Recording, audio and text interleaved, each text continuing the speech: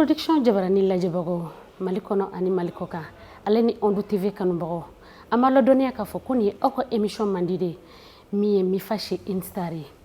Mifa chez une star ye jɛmukan ye a bɛ lawaleya aw denmuso ani aw balimamuso labati dunuya fɛ an bɛ wuli ka se an ka seko ni dɔnko tigilamɔgɔw ma minnu barala an ka jamana kɔnɔ art kɔnɔna na bi an wulila ka se belebele dɔ ma ale tɛ mɔgɔ dogolen bilen jamana fan 14 si la ale de tɔgɔ ko Tani Nayini an bɛ Tani Nayini fɛ yen nɔ bi ɲani kuma ka caya kisɛ ka kala bamananw ko ten ko mɔgɔ bɛnnen don i yɛrɛ da an bɛna se Tani Nayini yɛrɛ ma sisan nɔ a ye mɔgɔ min ye a bɛ n'o fɔ an ɲɛna sɔɔni sɔɔni Tani Nayini i ni ɲankuma nse aw ni tile somɔgɔw bɛ di alhamdulillah nse Tani Nayini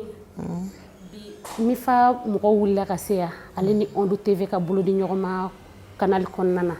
ani i bɛna jɛ ka masala kungurunin kɛ n y'a dɔn o tɛna kɛ basi kɔni ye a y'a tɛ kɛ basi ye k'a sara Ala la an b'a fɔ la ko Tani Nayini n'an ko Tani Nayini o yɛrɛ ye jɔn ye Tani Nayini ye jɔn yɛrɛ de kɛrɛnkɛrɛnnenya la ne den alhamdulillah a ma se Tanti Nayini k'a yɛrɛ fɔ bilen bɛɛ bɛ Tanti Nayini dɔn bɛɛ bɛ Nayini dɔn Nayini y'a daminɛ depuis a ka dɔgɔ Nayini y'a daminɛ k'a to denmisɛnniya kɔnɔna na Nayini yɛlɛnna scène baw kan k'a sɔrɔ hali Nayini yɛrɛ ma san 16 sɔrɔ awɔ donc ne ka biographie presque bɛɛ b'a dɔn a ma se n ka don olu la bilen ka don o la ko fɔ nka n bɔra jeli du kɔnɔ n'a fɔra Jabate kɔni i ye jeli ye mais n somɔgɔw tɛ jeliya kɛ n yɛlɛma ko 7 n somɔgɔ si tɛ jeliya kɛ u tɛ dɔnkili da u tɛ fɔli kɛ u tɛ fosi ne bɛ se k'a fɔ ne ta ye dɔn ye c'est un don awɔ ne wulila ni n ta ye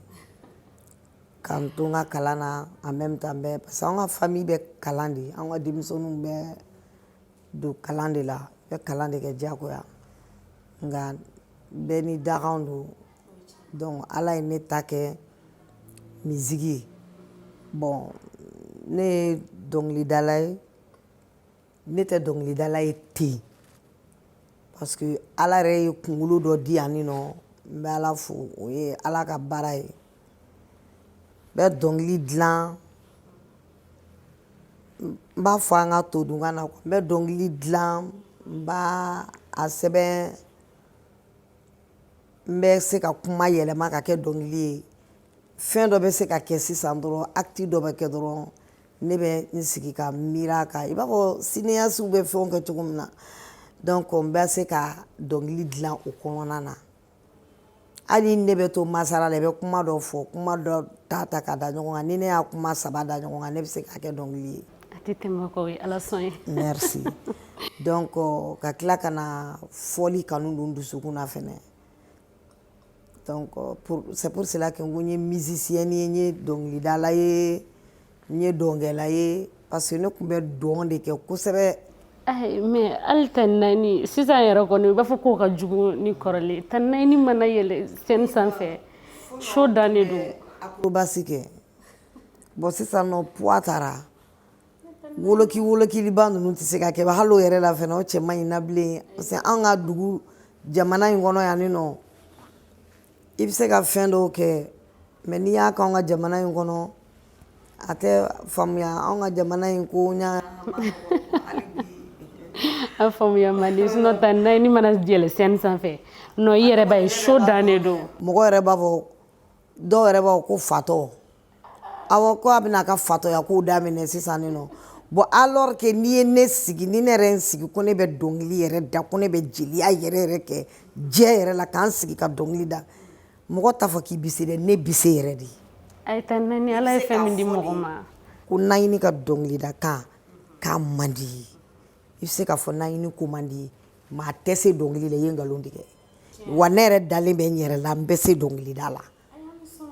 n b'a da sans micro n b'a da sans gɔni n b'a da sans guitare n b'a da parce que ne voix travaillera de parce que o ye théâtre ka baara ye ne tun ye soliste de ye Donc i tun bɛ cɛtiri fana na. Oui, n ye théâtre kɛ ka taa biennale la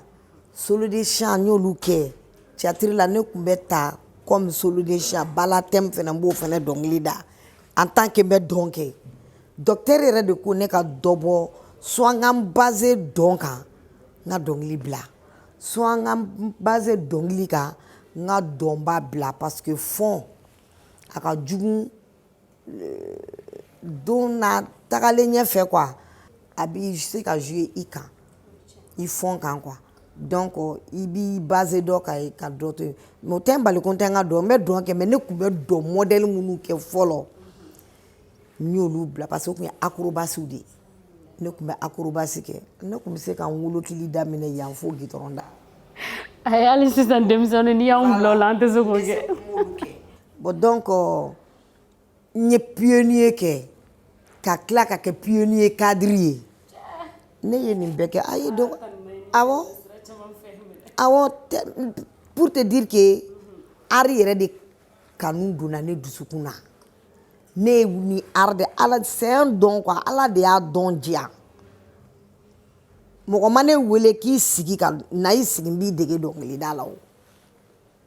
mɔgɔ si ma ne wele ka ne sigi dɔnkilida la mais n ka encadreur kɔni u ye n dɛmɛ ka n voix travailler parce que voix bɛ travailler de a tɛ travailler ni fura ye a tɛ travailler ni kirisi ye a tɛ travailler ni a bɛ travailler ni yɛrɛ de voix ye k'a baara f'i ka se n'i bɛ se k'olu parce que yɔrɔ n'i bɛna voix travailler i b'i se que hali ninakili minɛ dɔɔnin i bɛ se ka i kɔnɔ bisi soit mɔgɔ bɛ se k'a bolo digi e kɔnɔ kan i bɛ sɔrɔ ka fɛn o bɛ poumon ni fɛn olu travailler k'a se u bɛ se ka fanga sɔrɔ cogo min na c'est comme n'i bɛna mansin wuli han i y'a faamuya bon ne voix travailler la o de kosɔn mɔgɔ b'a fɔ ko n'an ye ni voix ko toujours ko wa a bɛ dɔnkili da a bɛ dɔnkili da ka da k'a kan tɛ minɛ a kan tɛ sisi. Dɔnkɛ ka fara o kan o si la kan in tɛ bɔ. Kirisi tɛ foyi tɛ a bɛɛ u b'a fɔ k'an diya i voix mana travailler bon n bɛ n profiter ka n ka encadreur fo o yɔrɔ la Baba Dabo ala ka hinɛ la paix à son âme Sanbali o balolen bɛ yen Nji Jakite o bɛ yen Bruno Musaba Falaba ala ka hinɛ la bɛɛ ninnu bɛɛ ye ne dɛmɛ ka ne voix travailler bon o temps tɛ bidenw bolo bilen olu b'u kara kan an dɔgɔninw olu b'u kara kan ten donc u bɛ se 5 ans 6 ans voix bɛ faga pep c'est pour cela que n'i ye dɔnkilidala bɔ k'a sigi k'u ka n'u sigi ko ka dɔnkili da bɛɛ k'i sigi ka dɔnkili da a cappella sans micro tɛ yen nɔ caman bɛ kale sira la dɛ caman bɛ kale sira la dɛ kana siga o la fiyewu caman bɛ bloqué bon bref n somɔgɔw tɛ dɔnkilidala ye nka n ka quartier ye n dɛmɛ n'o ye Bozola ye ne wolola Bozola dɛ mais ne lamɔra Bamakɔ kura de mais n ka fɛn bɛɛ tun baselen bɛ Bozola kan parce que Bamakɔ kura ni Bozola kolelen don ɲɔgɔn na n kun bɛ n tanti de fɛ yen nɔ parce que tellement que n somɔgɔw tɛ n ka dɔnkilida fɛ u ye n gɛn yɛrɛ de tu vois donc bon bɛɛ ni dakan de don dakan ka baara de ye ninnu ye bon bref ne ka carrière a ka ca mais mɔgɔ caman b'a dɔn n ye nin bɛɛ de kɛ wa n bɛ se nin bɛɛ la fɛnɛ. Tɛ tɛmɛ o kan d'accord faamuyaliba sɔrɔla o la Tani Naani yɛrɛ bɛ se ka fɔ a donna dɔnkili la san jumɛn kɛrɛnkɛrɛnnenya la. n m'o de f'i ɲɛna n ko n y'a daminɛ depuis n ka dɔgɔ kulonkɛ t'o ye koyi n y'a daminɛ depuis n ka dɔgɔ depuis ne bɛ jardin d'enfant na walahi pharmacie populaire jardin d'enfant Dibidani na o jardin d'enfant poulu sabanan de ye anw ye parce que ne père tun ye docteur en pharmacien de ye ni fa bɛ pharmacie baaraw ni fɛn na olu de tun bɛ don o jardin na i y'a faamuya bon u b'a fɔ an ye cogo min na an ka directrice tun ye tubabu de ye i y'a faamuya donc ne de tun bɛ jɔ u tun bɛ ne de bila u b'a fɔ n ye cogo min na ne de tun bɛ dɔnkili da denmisɛnninw ɲɛfɛ fo ka taga n kɔrɔbaya ten parce que i b'a dɔn den na quoi ni den bɛ wuli lakɔlɔsilikɛlaw bɛ a lakɔlɔsi kosɛbɛ ko nin bɛna kɛ fɛn dɔ de ye parce que a kumakan a n'a bɛ pɛrɛn dɔnkili la cogo min na u b'i choisi ten de donc ka na bɔ jardin na ka na école la fɛnɛ ayi théâtre o chant o tora n bolo o dɔn o tora n bolo ne yɛrɛ de bɛ pa de di denmisɛnninw ma an bɛ dɔn kɛ donc fo ka n'a to bozolakaw ka na n remarquer ka na n don depuis interquartier théâtre an b'o kɛ ka na intersecteur la ka bɔ secteur la fo ka na biennale la ti bila koyi d'accord faamuyali sɔrɔla o la Tani Naani yɛrɛ ka dɔnkili basé mais genre jumɛn kan i bɛ dɔnkili genre jumɛn da ni an bɛ don min na i ko bi album joli de bɛ Tani Naani bolo ani clip joli de b'a kɔnɔ bon ne ka dɔnkili basé bɛ bon ne ye maninka de ye n ye maninkaden de ye n fa maninka n ba maninka i y'a faamuya donc mandingue musique mandingue mais n'i ye ne ka dɔnkiliw jate minɛ kɔrɔ bɛ ne ka dɔnkili bɛ kelen kelenna la parce que ne bɛ actualitéw de ta ka base olu kan ko minnu bɛ wagati minnu na olu wagatiw ne bɛ n seere o de kan ko gɛlɛn dɔ je touche du bois a ko dɔ ka kɛ e la ko gɛlɛn dɔ don ne bɛ se ka n inspiré o kan ka dɔnkili bɔ da o kan o ye ne ka baara ye donc ne bɛ se k'a bɛɛ kɛ ni ne ye reggae da i ɲɛna i b'a fɔ ko jeli dɔnkilidala in tɛ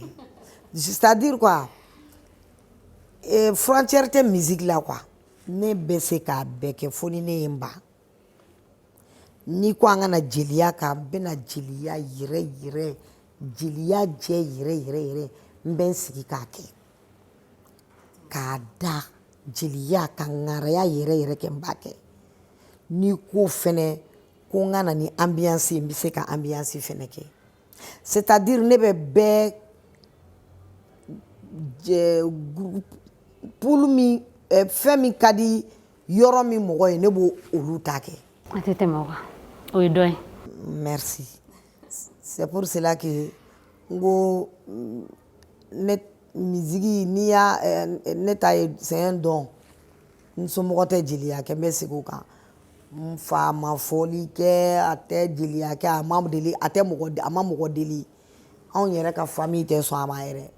hali ne dɔgɔninw sisan n'u tagara u teriw ka kunkɔrɔ la n'u ko ko an ka jeli filɛ ka wari d'u ma u b'u dɛn ka wari bila kɛrɛfɛ ko c'est vrai mais ne b'a n'i y'a di ne ma ne b'a minɛ parce que ne ye jeli ne sɔnna jeliya ma ok faamuyali sɔrɔla o la Tani Naani i ka musique dɔ bɛ yen nɔ ko farafinna muso donc i bɛ se ka explication dɔ di anw ma farafinna muso kan merci i b'a dɔn farafinna muso yanni a ka kɛ farafinna muso ye ne ye dɔnkili in composé ne ba woloba ne mɔmuso a bɛ balo la a filɛ Amudalayi Tani Naani o fana mɛnna ten tɔ dɛ ayi a tɛ taa dɛ n ko ye ne terimuso de ye a taa kuma ma se o ne terini de ye koyi o ka di ne ye dɛ amina yarabi o ka di ne ye dɛ ale ye Laginɛka de ye ale bɛ bɔ Kisidugu Tokunu en général i b'a dɔn maninka jeli musokɔrɔba ninnu minnu tɛ jeliya kɛ u bɛ sɔn ka dɔnkilininw da u daw jukɔrɔ ni ne ye n kuloma da ale ka olu fɛ n b'a ta a b'a da yɛrɛ ɲɛna n b'a ta donc ni n y'a ta n yɛrɛ bɛna n bɛ miiri a da in n ka kunkolo dɔrɔn de sɔrɔ le reste là u bɛ n yɛrɛ bolo sisan. Donc i b'i yɛrɛ ka hakilinaw fara o kan. Merci. Dɔnkili in a kun b'a da ko Ala y'i ladiya ko Ala ye Kurusa Mamine ladiya o y'ale de terimuso ye. Donc ne y'a bɔ o de la a kun b'a fɔ tɛgɛrɛ kulonkɛ dɔnkili la ne y'a kun ta k'a da UNFM de la fɔlɔ.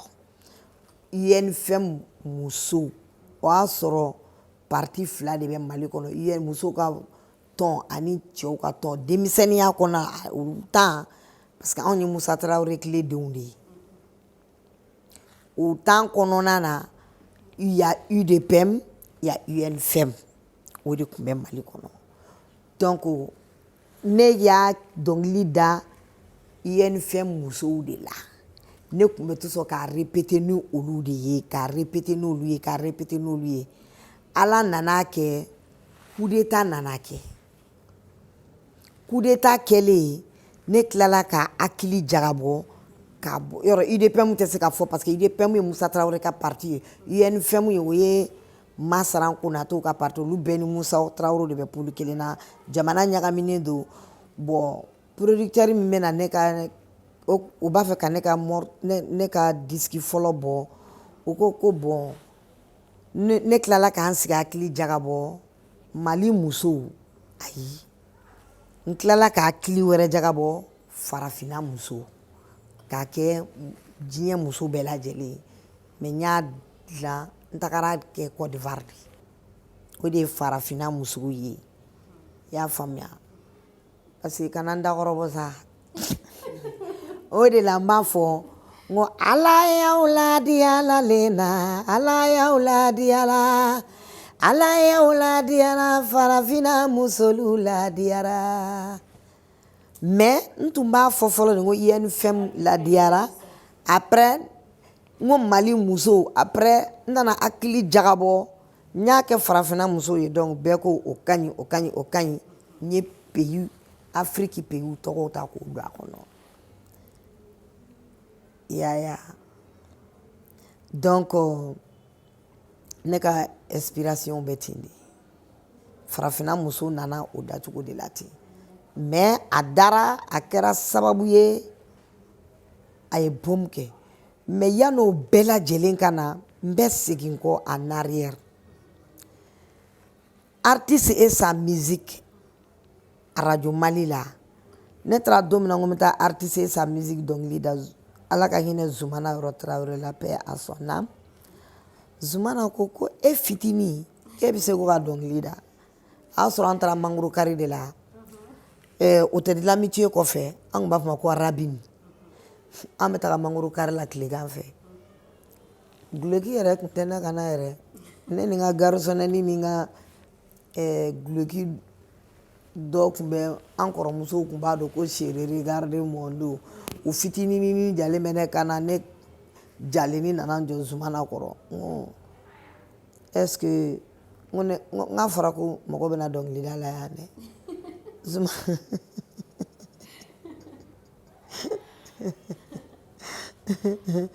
n k'a fɔra ko mɔgɔ bɛna dɔnkilida la ne ni n terimuso tun bɛ ɲɔgɔn fɛ Zumana ko k'e fitinin ne ko n ko awɔ k'e bɛna dɔnkili da ne ko n ko awɔ n ko ne bɛna dɔnkili da ko Zumana ye sigarati don a da la ta k'o sama k'o fili k'i jɔ sa k'i ne lajɛ yirisunu dɔ tun bɛ Radio Mali kuru kɔnɔ a n'a ka groupe sigilen bɛ yen nɔ donc ko Fode Magalu ko Bɛnkɛ Sisoko muso Rukaya Jabate dɔgɔnin de don ani Baru Kuyate ni Seydou Touré ninnu bɛɛ tun bɛ yen nɔ Seydou Touré ko an ka bozala denmisɛnnin dɔrɔn ko n yɛrɛ dɔgɔnin don ko n bɛna min f'i ɲɛna ko ni nin tulola Zugu k'i bɛ boli koyi Zugu ko k'e ka so wele ne na ta ne ko n k'e jamu ko Tarawele ne kulola Zumana na Zumana ko subhanallah ko pa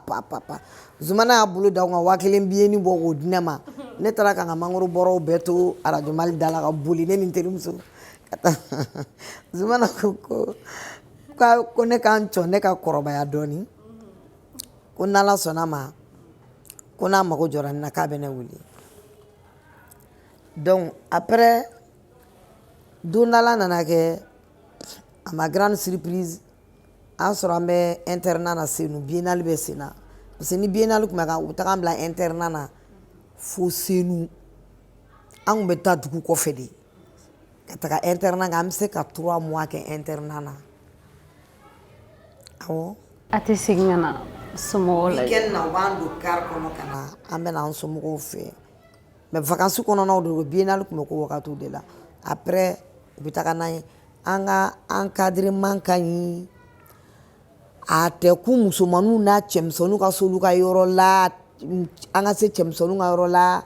a tɛ kun cɛmisɛnninw na u ka se musomaninw ka yɔrɔ la an bɛɛ bɛ ɲɔgɔn kunbɛn répétition yɔrɔ la ni répétition banna an ka encadreurs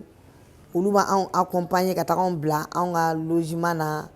parce que école de tun don quoi u b'an bila yen ninnu fana bɛ bila u ka côté la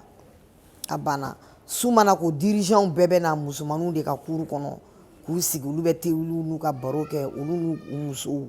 donc anw bɛ to munumunu na olu kɛrɛfɛ bɛɛ cɛmisɛnnin si tɛna anw ka yɔrɔ la discipline dan yɛrɛ de tun don an tun ka ko bɛɛ tun ka ɲi wagati à l'époque donc Zumana tagara ne ɲini o la kuma la surunyara k'ale b'a fɛ ko ne ka na ne somɔgɔw ko ne ma se k'u t'a fɛ ko ne dɔnkilida kan ka bɔ radio la ne tɛnɛmuso ko ten ko parce que ko n ka cɛkɔrɔba t'a fɛ n fakɔrɔba a t'a fɛ n fa kɔrɔkɛ parce que anw fɛ yen nɔ a tɛ fɔ nin ye nin den ye a tɛ fɔ nin ye nin den a tɛ fɔ kɔrɔbalen de ta ye bɛɛ ye bon alors que ale dun ye sunnamɔgɔ de ye n'u ko ko wagabiya a ti sɔn o de ye n gɛn kun ye ka bɔ so kɔnɔ o donc maintenant ne dun fa o ye tubabulamɔgɔ de ye mais a tɛ kun an na hali ne fa ka bɔ ale t'a la n'ale ko min o de bɛ kɛ bon hali sini o loi bɛ ne fa ka du kɔnɔ. A ye fɔlɔ mara yɛrɛ fana tun y'o don mais sisan nɔ de an b'a woloma. A tɛ fɔ nin ye nin ye a tɛ fɔ nin ye nin ye y'a ye kɔrɔbalen de ta ye bɛɛ ye i y'a faamuya donc o ko la a ma se ne yɛrɛ tɛnɛmuso siranna o jɔrɔ la ko ni n y'a bila ka taa n'u y'a dɔnkilida k'a mɛn radio la u kana na wuli n fɛnɛ kama mais ala kɛ Zumana ka nɛgɛnni ser'u la ne tagara artiste sa musique kɛ o la bon depuis ne dɔnkilida kan bɔr'o la n ko tuguni mɔgɔw commencera ka girin mɔgɔw bɛ taga ne ta ka taga ni ne y'u ka kɔɲɔyɔrɔ la walayi ne tun bɛ taa kɔɲɔyɔrɔ la ka taga dɔnkili da a wari ne tɛ ala jate ne jelikɔrɔba min bɛ yen nɔ kɔɲɔyɔrɔ la ne bɛ n ka wari bɛ bila o sen kan ni ne tilala n ka dɔnkilida la o bɛ ne ka wari fara ɲɔgɔn kan o b'a di ne ma ne b'a fɔ n ko dɔ ta o bɛ dɔ ta ne ka wari la ne bɛ taa n ka so ne bɛ taa ka wari di n tɛnɛmuso ma o de b'a jate ne tɛ ala da dɔn ne tɛ ala da dɔn bon ne tora ten tɔn de tu vois bon sisan nɔ ka na théâtre ninnu bɛɛ tɛmɛ fo ka na don sisan n yɛrɛ ka se ka musique kɛ n yɛrɛ ye n bɛ n ka dɔnkiliw da n yɛrɛ ye n'o tɛ ballet national ensemble instrumental olu bɛɛ y'u bolo bɔ ne nɔfɛ mais o y'a sɔrɔ c'est trop tard parce que déjà n b'a dɔn n encadrelen don ka ɲa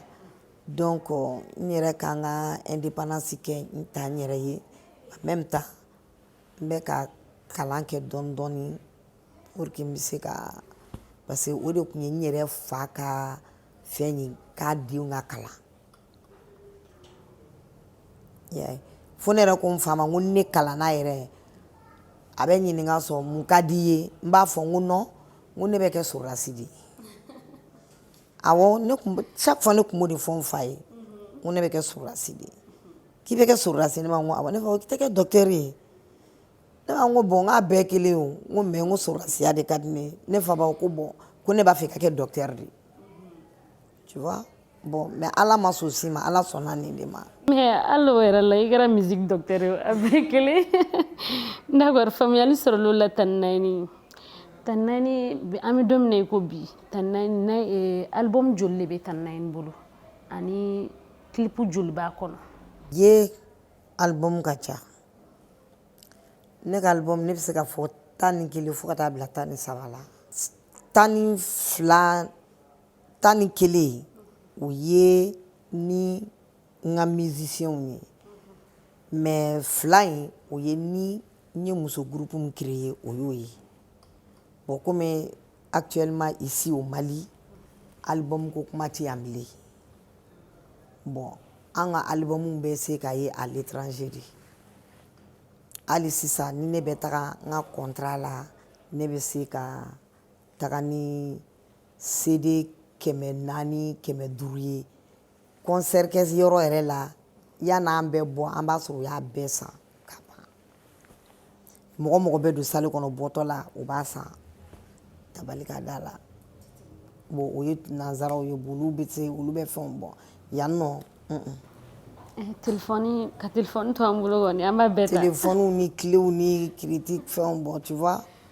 donc o de kosɔn bɛɛ donnen bɛ morceau fila fila da ni morceau kelen kelen da la k'o clip kɛ k'u ka base kɛ n'olu ye dɔrɔn tu vois bon ne ka baara fɛnɛ to olu fɛnɛ ye wa i y'a faamuya ne ka baara ye bon professionnel baara don bon surtout ni minnu bolo bɛ ɲɔgɔn bolo ka baara kɛ a ma nɔgɔn mais clip joli de bɛ album kɔnɔ bon n ye farafinna muso clip kɛ n ye denko clip kɛ n ye les États-Unis d'Afrique clip kɛ n ye Union africaine clip kɛ bon n nana ni toujours n ye la paix fɛnɛ clip dɔ wɛrɛ fɛnɛ kɛ n kɔ tuguni bon tu vois parce que ni ne inspirera fɛn minnu na n'olu diyara n ye n bɛ clip k'a la bon mɔgɔw b'a fɔ kana clip sinon ne ka album dɔ bɛ yen nɔ ne y'a album clip bɛɛ kɛ mais a danna Europe de parce que an ka mɔgɔ minnu bɛ kɔfɛ olu de b'o clip san k'a bila u ka télé la k'an ka jamana ɲanafin bɔ u la. ok faamuyali sɔrɔla la Tani Nayini sisan nɔ an bɛna kuma jeliya yɛrɛ de kan Tani Nayini yɛrɛ bɛ se ka fɔ anw ɲɛna jeliya ye fɛn jumɛn ye jeliya ye fɛn ba de ye ni jeliya tɛ yen fɛn tɛ yen o bɛɛ fa danbe de y'i sɛgɛn ne yɛrɛ bɛ se k'a fɔ ko hɔrɔn yɛrɛ yɛrɛ ye jeli de ye fɔlɔ i b'a dɔn fɛn dɔ de don an yɛrɛ de y'a créé an yɛrɛ ye yan karisa e bɛ se nin na nin ye e ka rôle ye karisa e bɛ se nin na nin ye e ka rôle ye nanzaraw bɛ dɔnkili da o jeliw de don a bɛ f'u ma Kuyatɛ yan a bɛ f'u ma Jabatɛ yan a bɛ f'u ma nin yan mais ko starbaw bɛ yen nɔ dɔnkilidalaw de don n ye dɔnkilidala ye ani n ye jeli ye kelen tɛ mɔgɔ bɛ se ka kɛ jeli ye ka sɔrɔ i tɛ dɔnkilidala ye anw fɛ yan nɔ anw yɛrɛ ka coutume kɔnɔ cogoya la an ka danbe yɛrɛ taabolo kɔnɔna na karisa ye nin ye karisa ye nin ye nin ka to nin bolo nin ka to nin bolo nin ye e ka rôle de ye nin ye e ka rôle de ye donc Kuyatew bɛ yen parce que olu ye histoire de ye ne tɛna don histoire la k'olu fɔ histoire fɔbagaw bɛ yen nɔ parce que n'i tora histoire fɔli la a bɛ na ni tirement dɔ ye kuma dɔw bɛ se ka fɔ ɲɔgɔn kɔ ka sɔrɔ dabɔ kama tɛ bon i bɛ se ka taga don dɔ gasi fɛnɛ la donc n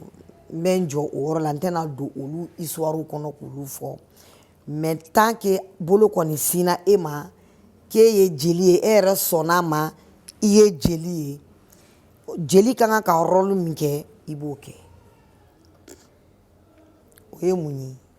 ne jatigi ye e ye ni mugu ni kisɛ wulila e kɔ ne man kan tɛ ka boli n bɛ n jɔ de e de b'i jɔ ne kɔfɛ ne tɛ boli k'e to a la ni ne bolila k'e to a la ne jatigi tɛ e ye donc ne ma kɛ jeli ye ɲɛ b'a la ne jatigi ye e ye tuguni e ka furu bɛna sa ka bɔ i cɛ kun ne ka tugu e kɔ ka tɛgɛ e bila tribunal la n ko furu in sa ne tɛ jeli ye ne b'a kɛ cogo bɛɛ la hali ni ne bɛ nkalon de tigɛ sa k'e de n'i cɛ dilan ne b'o de kɛ jeli ka baara y'o ye fɛn min jeli de b'i diya ni jeli sera kɛcogo jeli de b'i diya ni fɛn bɛɛ fini min filɛ kana sisan nɔ ne bɛ se ka fɛn na sisan ko bɔn i b'i tilala émission na a bɔ i kana i k'a diya i b'a diya parce que n'i deli i ye n fa danpe segin ma i y'a diya e ye sinamusotigi ye e ni cɛ parce que anw fɛ yan nɔ sinamuso polygamy de b'anw ka jamana kan e ni sinamuso bɛ so kelen kɔnɔ e ka jeli ye ne ye aw kana kɛ so kelen yɛrɛ kɔnɔ mais e ka jeli ye ne ye e sinamuso bɛ yen ni ne donna du kɔnɔ n'aw bɛ du kelen kɔnɔ ni ne donna du kɔnɔ yanni n ka taga e fo dɛ ne bɛ taa e sinamuso de fo ka togo ka ji min fɔlɔ ka sɔrɔ ka taga n terimuso ka so kɔnɔ ni bɛn min tɛ yen sa ne n'o ɲɛɲini k'o wɔgɔbɛ fo k'o ɲɛdɔn k'o ko dilan ni sisan tɛ jeli b'a dilan dogo la de mɔgɔ si tɛ bɔ a kalama i b'a dilan dogo la mɔgɔ de tɛ bɔ a kalama ka tila k'a ko datugu k'a ban tɛm n'i b'a dɔn ko tiɲɛ fɛn fɛn fɔli bɛ na ni tiɲɛli ye kan'a fɔ n'o tɛ tiɲɛ dɔw bɛ yen nɔ a bɛ fɔ mais n'i b'a dɔn k'a bɛ ka kɛ tiɲɛli de jeli de kan ka k'i sen d'a kan i b'i sen d'a kan kaki i b'a fɔ ayi an kana nin labɔ kɛnɛma an ka nin don bɔn hɔrɔn dun fɛnɛ mana kɛ cogo cogo hɔrɔn b'a ka ɲamakala danpe segin a ma